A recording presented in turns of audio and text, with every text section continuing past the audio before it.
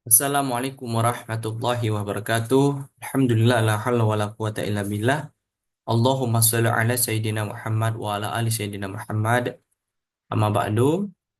Baiklah, insyaallah kita hari ini akan melakukan murajaah hafalan dengan metode At-Taisir 30 hari menghafal Al-Qur'an.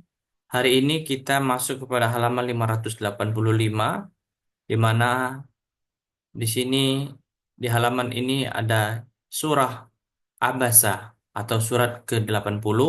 Insya Allah kita akan baca sekali sekali selesai, yakni surah Abasah ayat ke-1 sampai ayat ke-42.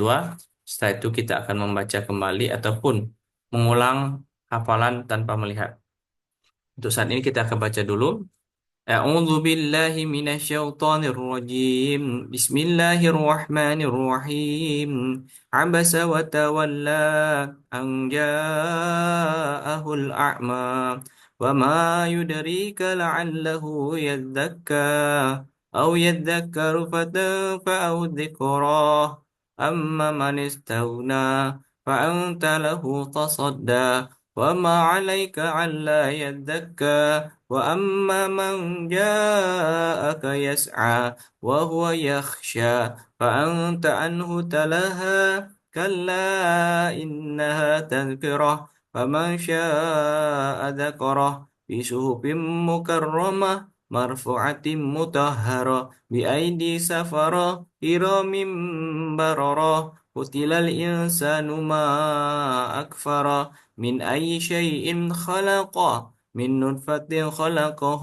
فقدر ثم السبيل يسره ثم أماته فأقبره ثم إذا شاء أنشره كلا لما يقض ما أمره فلينظر الإنسان إلى طعامه أنا صببنا الماء صبا ثم شققنا الأرض شقا فأنبتنا فيها حبا وعنبا وقدبا وزيتونا ونخلا وحدائق غلبا وفاكهة وعبا متاعا لكم ولأنعامكم فإذا جاءت الصاخة يوم يفر المرء من أخيه وأمه وأبيه وصاحبته وبنيه لكل امرئ منهم يومئذ شأن يغنيه وجوه يومئذ مسفرة ضاحكة مستبشرة ووجوه يومئذ عليها غبرة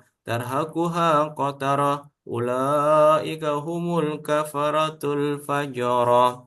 Sadaqallahul azim. Baik, kita akan mulai murajaah hafalan ayat ke-1 sampai 42.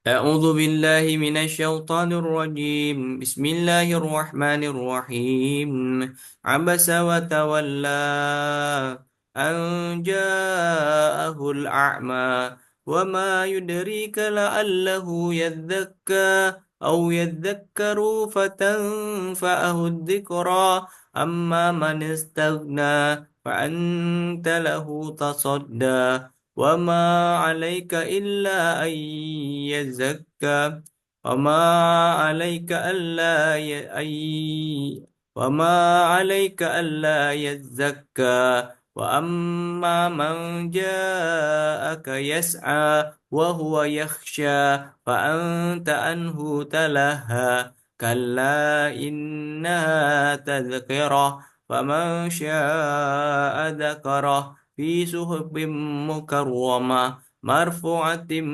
مطهرة بأيدي سفرة كراما بررا كرام بررا قتل الإنسان ما أكفر من أي شيء خلق من نطفة خلقه فقدر ثم سبيل يسر ثم أماته فأقبر ثم إذا شاء أنشر كلا لما يقض ما أمر فلينظر الإنسان إلى طعامه أنا صببنا الماء صبا ثم شققنا الأرض شقا فأنبتنا فيها حبا وعنبا وقضبا وزيتونا ونخلا وحدائق غلبا وفاكهة